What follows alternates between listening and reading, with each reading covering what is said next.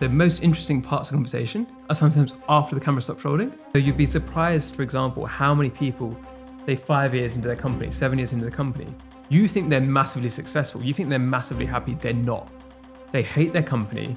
They want to leave, but they can't. But for a long time, even after I quit my job, there was still this doubt. There was still like, oh, am I just being overly arrogant? Am I being too confident in my abilities? All this stuff would creep into my mind. I didn't really know where to go. And I felt like when I went to events, people weren't too friendly. And the people I knew in the space, they'd say like, oh yeah, I know these people, but it would never be like, oh, come to this event that I'm coming to. It would never be that atmosphere. It was very, oh, I know these people, so I'm important, but you can stay over there. Welcome to Kasa Connect. Together we're exploring the journeys of entrepreneurs, creatives, and change makers shaping the future. Today's guest is an absolute podcast pro. He's interviewed the co-founder of Netflix and the co-founder of Twitter and has released over 400 episodes. He's also founder of Bay HQ, which is one of the largest communities for British Asian entrepreneurs and investors. Just for context, we met when you had your event at Kasa Cafe, and I was trying to tell you about this podcast and get you on as a guest. And I'm glad finally you're here today with us. So, because you've interviewed co-founder of Twitter and co-founder of Netflix, I actually want to get a few tips from you. What are your do's and don'ts for hosting a podcast before we begin? I think it's all about, you got to decide what type of tone you want. So I want the guests to be relaxed and I don't want to pressure them. There are some people who have a more interrogatory style. So you've got to pick your style and stick to it. It's quite important. My style is relaxed. I hope you're feeling relaxed. Yeah, well, now I am. Another big one is when you're talking to the guests as well, is that one thing I'll do is when I'm asking a question, I'll say it and almost rephrase the same question twice.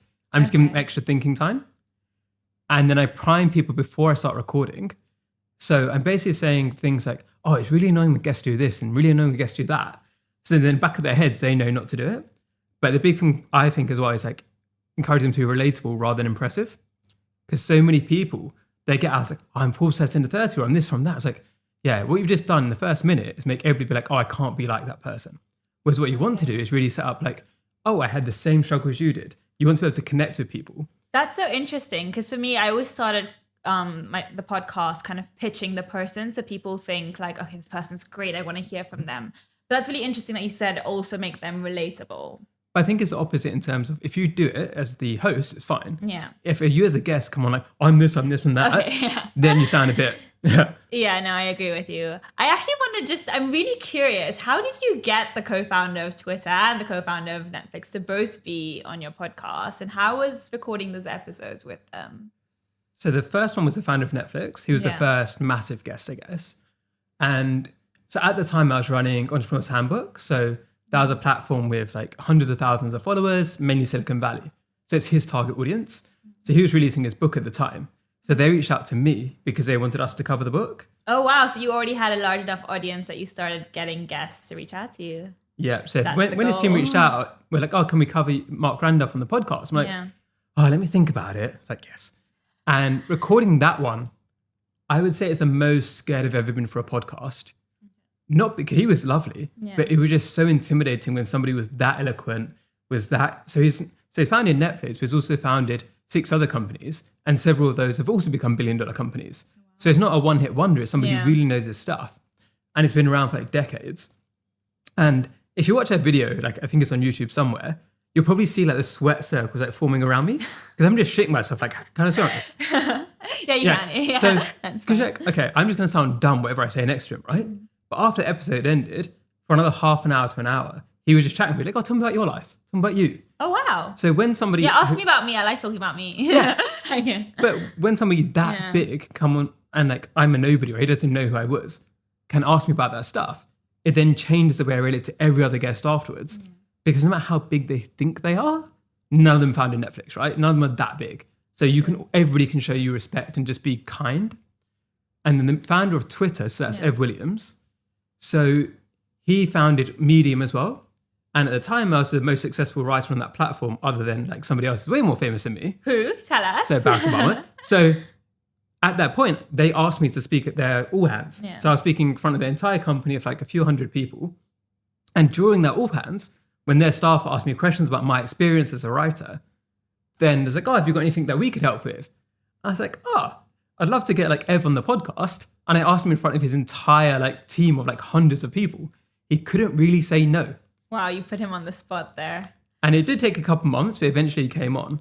And with him, again, it's interesting. There's really hyper successful people that I say it is, I call it ground floor, the way people think about things, right? So when you're at the start, when you look up at people ahead of you, you can see somebody on, say, like level 10, and you think they're the same as somebody on level 150. So it's like you're standing at a tall building versus standing next to Empire State Building. And the reality is that it's a very different game. Once you've reached those extreme heights, say like Ev is a billionaire, right? Yeah. Is that the way they think about things, they're not trying to impress people anymore. And that's one of the things I really try and focus on when I'm talking to guests is like, I don't really care about you impressing me, but it's what's the things you've learned from that process? What still drives you beyond just like proving somebody else wrong? And with Ev, it was really interesting because he had a melancholy about him. He had a sadness about him, which you wouldn't expect. So he's founded Twitter, right? Yeah. And in his head, he was like, have I actually made the world a worse place because of all the stuff that's happened on Twitter?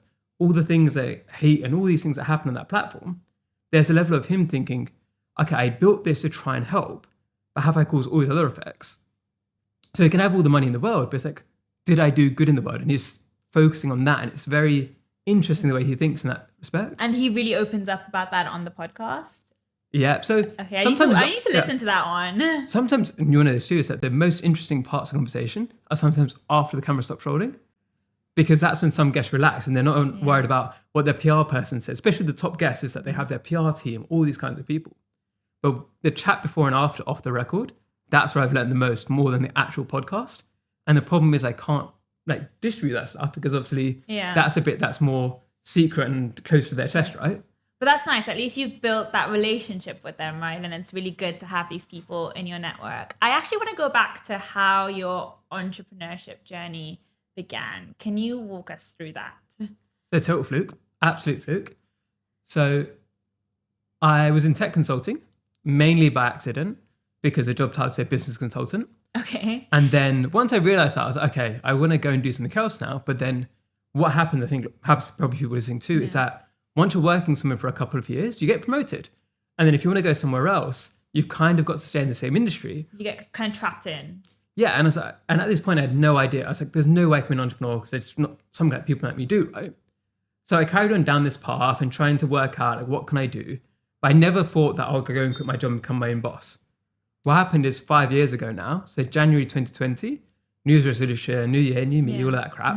And I didn't think I was going to keep it on myself, but I started writing. And you started writing on Medium. On Medium, yeah. So this idea came from me reading a lot, and I was reading all the self-help books, all the business books, all that stuff. I'm so glad right? you love self-help. That's my favorite genre, and some people don't get it. Some people are like, you read too much self-help. But I think the challenge when you read a lot of self-help, you start getting conflicts, right? Yeah. Of this book says that thing. So my idea with the writing is like, let me clarify my own thoughts. What do I actually think? And that was the reason I started writing, for clarity of thought. The first article went viral. And off the back of that, like a year and a half later, I was able to quit my job. What was the most viral thing you wrote? The most viral, I think it was like 500,000 people read it. So it was like, let's see, it was called, I think it was 20 realistic micro habits. Okay. Was to live better every day or something like that. Okay, nice. But it basically got picked up by like Morning Brew, like loads of big newsletters. Wow. Yeah. And they shared it. But the original one that got me viral in the first place was 4 Japanese concepts to transform your state of mind. Okay. Like I'm proud of my memory here because I was like, what was the title again? But those basically are very different to each other. Yeah. But the thing that made me stand out at that time was that I was more relatable than most of the other writers because I would write how I talk. And I then had different perspectives. So because I'd done so many random things in my life, then I could relate to different people, whereas a lot of people have very much a one track. And quitting my job to become a writer was like a massive like freak out and panic attack and all that stuff. But it basically came to a stage where I was able to do this because we were working from home during COVID. So when we're going back to the office, it's like, there's no way I can maintain this. Yeah. So in COVID, I had my job and I had like side hustles because you couldn't really have a social life. What were your side hustles? Give us a little insight. So side hustles, it all came off the back of the writing. Okay, so the writing, there was editing, there was like a paid newsletter, there was online courses, all of the different random streams that online people do. it's fine. I can't even remember my own income streams anymore. I want to know how you managed your time. That's Yeah. later. Now continue. And so when I came to quit my job, what I did is I basically had to decide, okay, I can only keep 2 out of 3. So social life, job, and side hustles. And which am I going to regret the most or the least, basically? And what I did, took a week off, February 2021, and made a little PowerPoint presentation, very consultant of me, and then presented it to my family and a bunch of my friends, basically being like, hey, this is my plan. Is it good or not? And my dad was very like nonchalant, like, just go and do it. You'll be fine. It'll work out. You'll be happy. So your plan was to quit your job and do full-time with your writing. And everything I made in that, I should dig out that presentation someday. Because everything I said in that is like, I'm not doing anything related to what my plan was. But at that time, I needed some level of certainty. And obviously, it's complete bullshit now. And so, yeah, quit my job. So it was handing my notice and a 3 months notice period, which is the worst, like 3 months ever, because you're just like, well, am I an idiot? Did I quit my job? Why should I quit my job? I shouldn't have done that. Then you're just like, all this anxiety, all of this panic, right? I can relate to you completely because I did the same, quit my consulting job and started this, right? Yeah, and everyone's just, there's sometimes the people who like seem like they're so confident. Oh, I made all these decisions. I very much was like shit myself. And even then, I don't know when, at some point I just forgot my job. But for a long time, even after I quit my job, there was still this doubt. There was still like, oh, am I just being overly arrogant? Am I being too confident in my abilities? All this stuff would creep into my mind. And now it's just been so long, I've forgotten about all those feelings. So then when Bay HQ come along, and can you tell us more about that? So for the first year, I intentionally did this. I said the first year I'm just going to experiment. So I'm not going to be overly set in whichever way direction I'm going to go. I'm going to try out different things and find out what I enjoy the most. So that's when the other podcast started in the States. I did the paid newsletter. I did like all this other random crap, right? And with Bay HQ, what was happening is that so much of my work was very Silicon Valley based. So it was mainly Silicon Valley, New York, and it was all American time zones. And at the time, I didn't want to move to the US. My dad was sick, so I was like, I wanted to be around for that. So it became this frustration of all my friends have got day jobs. All the people I talk to for work are all in the other time zone. So all my emails are in the evening. All the work I have to do is in the evening. All the meetings I have are in the evenings. But in the daytime, nobody's free. So, and at the same time, whenever I tried to get involved in the UK scene, I didn't really know where to go. And I felt like when I went to events, people weren't too friendly. And the people I knew in the space, they'd say like, oh yeah, I know these people. But it would never be like, oh, come to this event that I'm coming to. It would never be that atmosphere. It was very, oh, I know these people, so I'm important. But you can stay over there. And that frustration started to boil over more and more. I started trying to get more involved in the scene. But a lot of the scene in the UK, in the South Asian space, for example, is much more, say, influencery focused as opposed to startup side. So there was a gap there. And then I gave a talk at EY, so Ernst & Young. And my co-founder's wife, we used to be in the same bungalow team 10 years ago. So she was head of this society at EY. She invited me to do a talk. And then I basically said about this problem. It's like, okay, yeah, I feel lonely because everybody I work with is all US based. And she was like, oh, you should talk to my husband because he's the VC. So we met up, had a massive bitch about how Asians don't help each other and how like all this crap and blah, blah, blah, blah, blah, blah. And the first couple of times we did that, we just ranted. And they said, oh, let's do something about it. And the idea was I already did podcasts. So that was a relatively low hanging fruit. And then we'll do the odd event every now and again. So that would have been literally about 3 years ago. How old am I? Yeah, 3 years ago. God, my timelines are really bad. So you're going to see me thinking a lot when I talk about timelines. And what changed basically is August 2022, my dad passed away. And that threw me much more into building Bay HQ as a more full-time thing, as opposed to just another random thing I did. But that was a big flip there of where Bay HQ became really important to me. Yeah, and what was the aha moment? Was it your dad passing away that was like, okay, I really want to do something here? I would say the aha moment was more pain driven. So it was, when you're dealing with grief, is you need to find something to overwhelm that, to distract. Well, you don't need to find something to distract you, but that was the best way I could think of at the time. Yeah. People can choose alcohol, they can choose drugs, they can choose all these other ways which are very destructive. So I chose to overwork because I almost knew what I was doing. I did it intentionally. I knew that if I allowed myself to dwell on the emotions, that I don't know if I could have picked myself out of that. So it's like I need to delay in some way the pain I called it, with the COVID pandemic, so Yeah. the flattening the curve, right? That's where I justified it to myself. The idea is, if I'm going to do something that's going to distract myself and cause myself a load of pain, let me channel it towards something positive, and that's the least of the evils, is the idea. So how do you really separate kind of what's happening at Bay HQ affecting you personally? Because I know that's something I struggled with at Kasa. A day where a customer received the wrong order, I would take it as a personal kind of attack. It's an important thing to set up that difference, and it's good that you didn't call it after yourself as well, because then you can't sell it. So, for example, a lot of online brands. Okay, so there's quite a few points about online brands. I think I don't like how people give the advice, so I'm going to go into them now, right? So everyone says you have to build an online personal brand. You don't. So think about it. If you name, how many Forbes billionaires can you name? How many? Yeah. Yeah, and there's like 2,700. How many unicorn founders can you name in the UK? 3. Yeah, and there's over 100. So when you look at all these things, you're saying, oh, you need an online personal brand. Most people who've had mega success don't have one. And the thing is, if you're trying to build a product in a specific area, you need to have a strong brand in that particular niche. What everybody tries to tell you to do is you need to be famous everywhere, and you don't. And if that's not your strength, then that's not something you like doing. So you said you like talking, right? You like yapping in your own words, right? So that's good for you to have a podcast then, right? Yeah. But if you're doing it because somebody has told you that's the right thing to do, or that's a strategy you should use because everyone should have a podcast, they're wrong. Because quite simply, you can just look at the evidence. And that's a big thing. So we did a podcast because I already did a podcast. And with the first podcast, I started off because I was very insecure about the way I spoke. So for me, it was an overcoming a fear thing rather than I'm going to be so famous, everyone's going to love me, all that crap, right? Oh, wow. I actually had no idea your podcast was to overcome a fear of speaking. That's really interesting because you seem like an absolute natural. So I grew up speaking like burn and like, hey, how's it going kind of thing, right? Okay. So I'm very much a mumbler naturally. Yeah. So me speaking now is me having learned how to speak in this way. And I can't really switch it off now, but you can even tell, I was mentioning earlier, how my voice goes up and down. I'm naturally trying to make it a bit more engaging for the listeners. Hopefully they agree with me. But it's the idea, right? Because if I was naturally speaking, it would be much more like this and like, yeah, okay, cool, yeah. And that's not engaging. That's not going to get people, right? But I didn't do that because I wanted to impress people.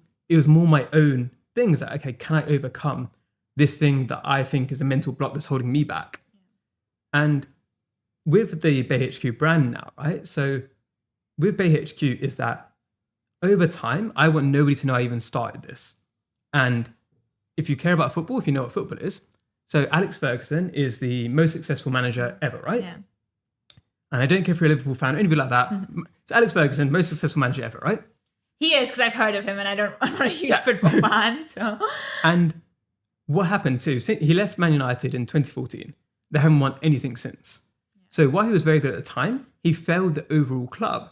Well, the overall club failed because they didn't set up the systems to maintain that success. They had a one key man dependency. So for me, if I really care about the mission of Bay HQ, this shouldn't be dependent on me. And the challenge is that online personal brands will go faster than business brands because you connect with a person, you connect with a face. But the challenge is, and what people don't do enough, is got to rub off from me to Bay HQ. So at some point, it should become so many people know about me that most of them also know about Bay HQ. So if I was to then leave, enough of them know about Bay HQ without me being there too. And some have even tried to test, right? So our last event, we had somebody else host it. So I might have done the introduction, but it's not always me hosting it because then it's too dependent on me.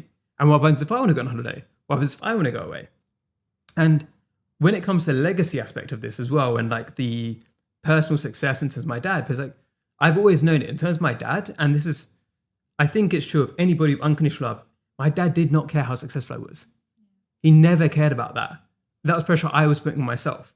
And the entire time I was putting pressure on myself, I knew that because he told me to quit my job, not because it will make me more successful, but because, you'll be happier doing it, right? That's exactly what parents want. Yeah. Well, good parents, right? And it's like, and you've also got to think about that, your own relationship with your parents. If you're only doing this to impress them, then maybe they're giving you a type of love that maybe isn't the best, that's best for you, right? Yeah. And when you look at that too, so if I'm doing this to do my dad's legacy, that's just like bullshit because my dad would be really annoyed with me for putting that pressure on myself.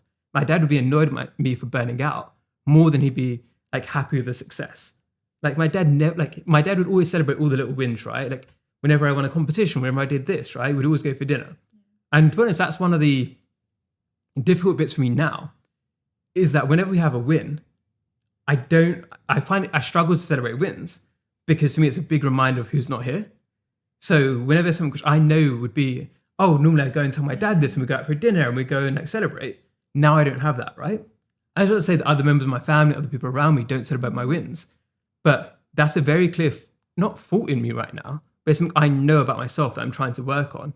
You're so self-aware and you're so able to be vulnerable on a podcast even. You know, we've only met, this is our second time meeting. Where do you think that comes from? Your ability to just be so open and honest and have these real conversations? Because I absolutely love that. And I know a lot of people get scared to put their emotions out there.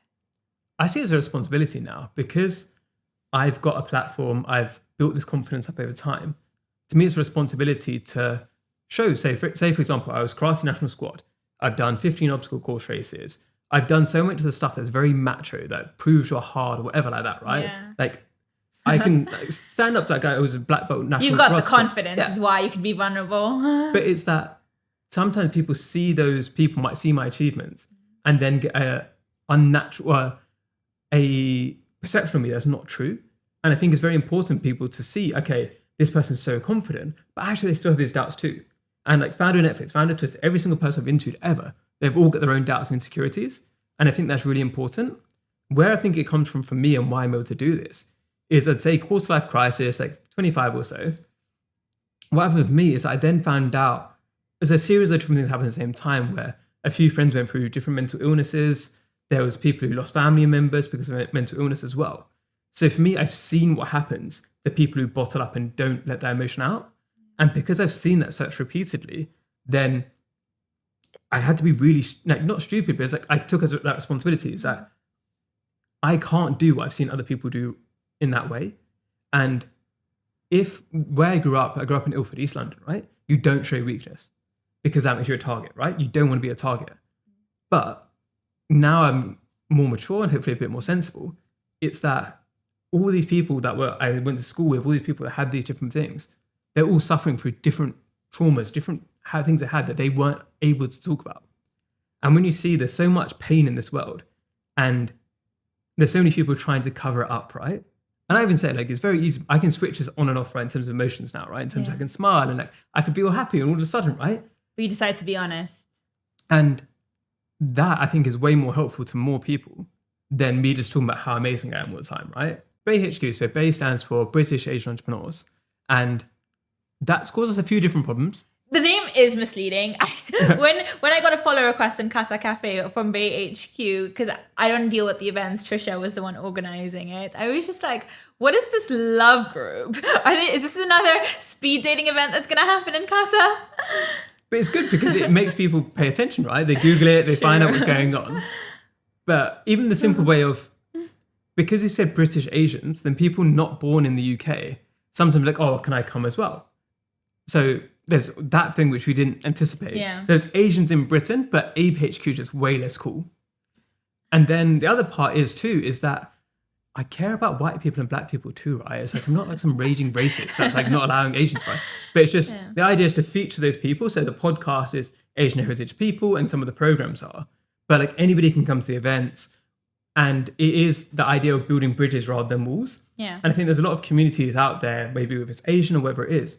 And it's about like us versus them mentality. And we try very, very hard to not tolerate that, because it's not about Asians need to be more successful than everybody else.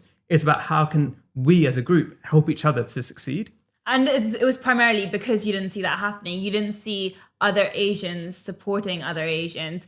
Whereas in different cultures, you see that more. And actually, that's something I noticed when I was in India. Like, for some reason, we don't tend to support our people. Whereas you have, I saw, like, for example, the Spanish in my school were always there for the other Latinas. And I think it comes from pride, ego. And I think that's a challenge, is that we've been built in this scarcity mindset in a way, right? Of who are you doing better than the other person's kid? Oh, who's getting the best grades? Oh, who's got the best car? All that stuff. And that just holds everybody back. But the idea is if we work with other communities from different backgrounds and is working together so that everybody succeeds. Because if you think about it, obviously we're focused mainly on startup entrepreneurs, right? Yeah. there's another bit that's quite difficult to sometimes navigate, because entrepreneurs can mean many things to many people. We can't cover all entrepreneurship. We've got limitations on that side. So we focus mainly on the like startup side. But then people are like, oh, am I not good enough? And it's not that you're not good enough. It's just not what our niche is covering. Yeah. And I think that's been a really hard thing to try and communicate over time as well. There's very few startup communities who've done what we've done. Like, I'm pretty sure nobody's done more podcasts than us in that time frame from a community perspective. And I think very few startup communities who have done more event attendees than us in that time too. But at the same time, there's so much growth space as well. So that's quite exciting, is that sometimes I think like, oh, everybody sort of knows about it, the scene, but it's very much still a bubble. You don't know how many times people have tried to introduce me to you. When I tell them I'm doing this, they're like, oh, you should speak to these guys from VAHQ. And I'm like, yeah, I am already connected. So you are popular out there. I actually do want to kind of jump into our little rapid fire round. Sure. The first question is, do you prefer being an interviewer on a podcast or an interviewee? Interviewee, because I can do what I want and you guys have to clean it up. Fair enough. Okay, so a moment that made you think, wow, I'm really proud of what I'm doing. The Mark Randolph. Actually, no. We had state school students in from my school. So people who are into school, they're from not necessarily the best backgrounds. They came into our office for a week to do work experience. And at the end of it, they had to do a presentation. And it was like that warm, fuzzy feeling inside because they did so well. I was like, that's where I used to be 16 years ago. And now we're given the opportunity that I didn't have back at that age. I love that. And the best tool that makes it easier is to juggle multiple businesses and doing multiple things. Because obviously you've got the podcast, you've got Medium, you've got BHQ. I also believe you're an angel investor. Notion is the master for us. And so my background, when I was a tech consultant, it was actually CRM consulting. So that means that I can build the systems on Crack in terms of like how I can make them all link in with each other. So that's been really helpful for us in terms of tracking. Like you said, there's so many different things going on at once. Notion. Okay. A dream guest on your podcast. Ooh. So we need to get one of the unicorn founders on. So we've had the 7 unicorn founders in the UK. Who's the most exciting? Or let's go the other way. There are only 7. I say only 7. I guess it's hard to be a unicorn. I don't know why I thought there would be more. If you go the other route, so I'd have to pick between one of them. Rishi Sunak, so get the XP one. Okay. Just because, like, what would you ask him? I think that would be the fun bit. I don't prepare for interviews. I just go off the cuff. Yeah. So that makes it more fun for me. That's why I keep interviews fun after 400 episodes. Okay, fair enough. And your most unexpected source of inspiration? I would say the younger generation, especially people at school, because they're so much smarter than I was. Like, I was an idiot growing up, and like I just sat around like just about. But some of the things that the 16-year-olds and 15-year-olds are doing now is just insane, and like how driven they are, and just like how much you can just see that spark in their eyes as well. I think that's really inspirational. A quote or mantra you live by? I would say not to put people on a pedestal. And I'd say that's the biggest thing I've learned from all these people I've talked to, is that they're all just normal people. I said this to someone recently. I agree. I just learned this lesson recently too. Stop trying to be me. Whatever. Okay. A British Asian founder we should all be watching right now. I'm going to do my next interview. So Bia Bakshi. So she's got a cancer startup called See the Signs. And what she's doing is enabling that earlier detection. So how many lives is her startup going to save? So I go for her. Okay, fair. Nice. I can't wait for that episode. And one thing you wish more founders did earlier on? Biggest thing is actually going and learning the information. Because I think a lot of people think, okay, I'm just going to ask everybody for help. Whereas actually there's so much resources online. You can teach yourself so much and get really far. Yeah. And I think if more people are able to do that, when they go to meet people, they've got a better baseline. Do you use ChatGPT a lot for that? You can do it. I'm too old to use ChatGPT, so I did it the old way. Old? Oh, you mean when you did it? Yeah, when I did it, ChatGPT wasn't a thing. Do you use it for writing now? So it's really good as a way to bounce ideas off of it. Uh-huh. So for example, when you're doing titles now, I'll be like, oh, is this a good title, or how can it be improved? And with the writing side, what I tend to do is I've got loads of transcripts of me talking. Yeah. So I can use that to then, okay, here's a bunch of times I've talked about this topic. Can you turn this into a blog article? And then it won't be the way I want it to be, but it will give me a good baseline. Okay, here's the key points. Here's how I can structure it. And then I can rewrite it.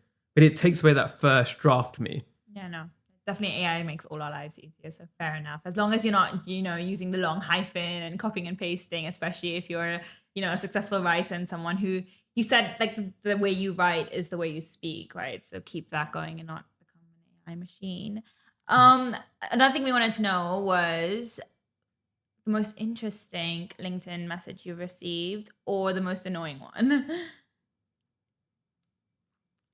Okay, most annoying first is it easier. It's generally when someone is just like, hi.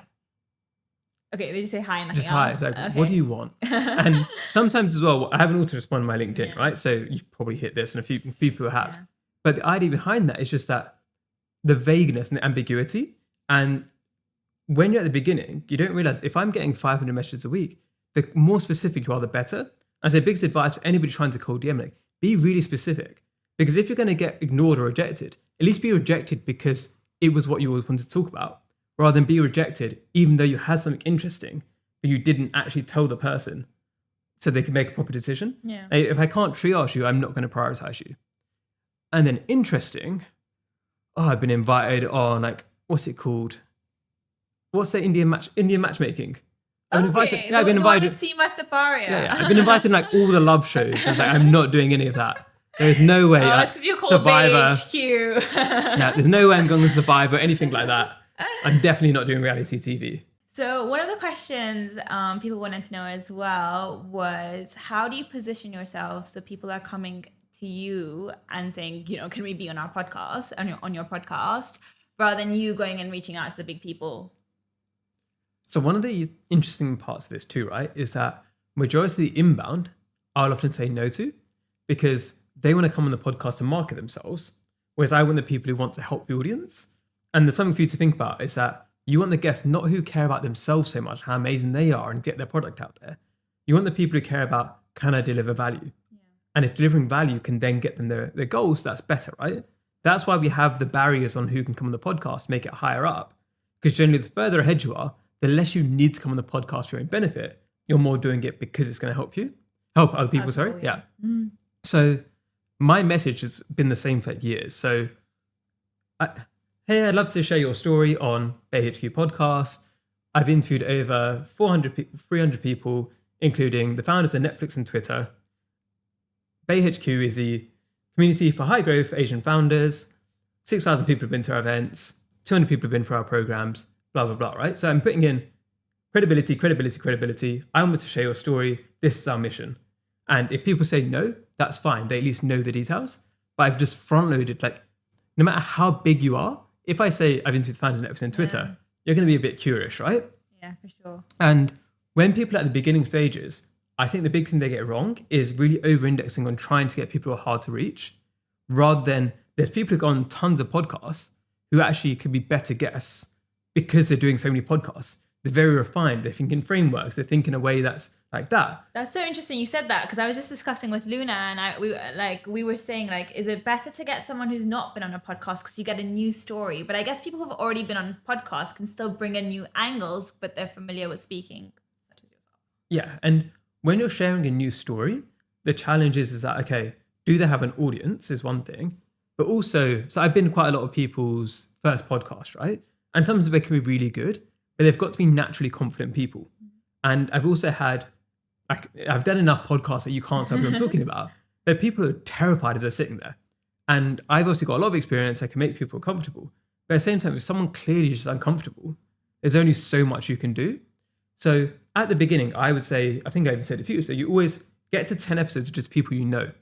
So if you can't get to 10 episodes of people in your own network who are interesting, you shouldn't be doing a podcast, because why don't you know 10 interesting people, right? And then once you've got 10, the next time you reach out to somebody, you can say, I've already released 10 episodes. You've got a little bit of credibility. And then the credibility increases down the steps, because I think the stat is only 9% of podcasts fail before the first 10 episodes. So you've done a lot of podcasts. You've been on a lot of panels. I want something that no one knows. Tell me something you've never told an audience before, said in the public before. So something I've never said in public before. Something we don't know about you yet, or your company. I'd say all those conversations are off air, right? And that's where you really get to learn the true lessons of entrepreneurship. Yeah. So you'd be surprised, for example, how many people say 5 years into their company, 7 years into the company, you think they're massively successful. You think they're massively happy. They're not. They hate their company. They want to leave, but they can't because they're tied in by equity. If you've got a few hundred employees, you can't publicly say, I really want to leave, because you've got that responsibility. And if you say that and the company goes bust, you lose all your money. So that's something which is kind of come up more recently. And I'm trying to work out how to explore it. Yeah, offline. Like that's why I know all the goss. I know everybody wants to quit their job. I know everybody who's like, share something with us. Give us something interesting. I can't do. Or just is there something that someone has said on a podcast that you've had to remove? If somebody straight lied, and we've done that.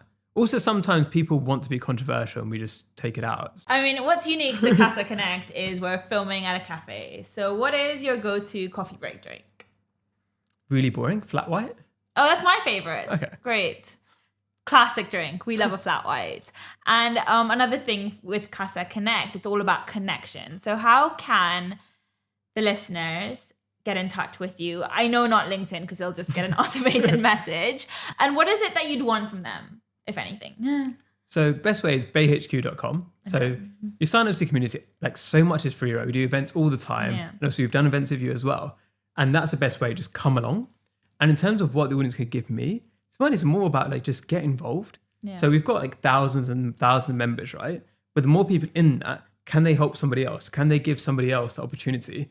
And the more people that are doing that in the community, the better the community is. So it's more about what you can do for each other than necessarily what you can do for me.